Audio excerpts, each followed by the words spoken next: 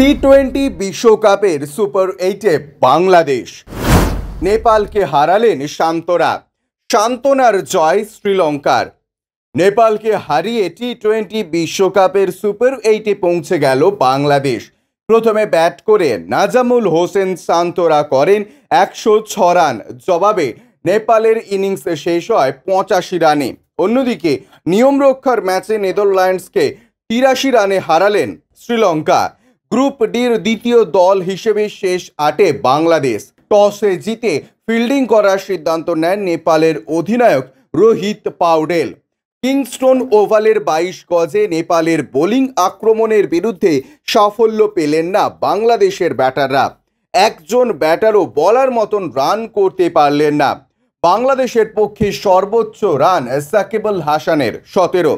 তার 22 বলের ইনিংসে রয়েছে 2টি 4। 2 অঙ্কে রান করেছেন মোহাম্মদ উল্লাহ 13, রিশাদ হোসেন 13, তাসকিন আহমেদ অপরাজিত 12 এবং লিটন দাস 10।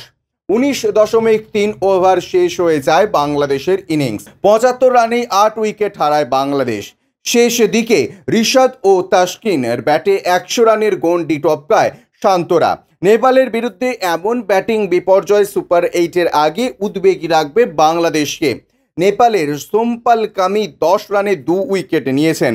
17 রানে 2 উইকেট সন্দীপ লামিছানের। 20 রানে 2 উইকেট নিয়েছেন অধিনায়ক রোহিত।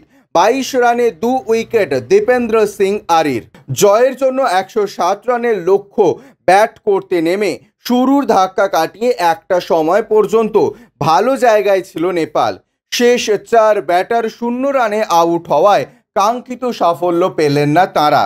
নেপালের ইনিংসটা শুরু ভালো হয়নি। 26 রানের মধ্যে 5 উইকেট হারায় তারা।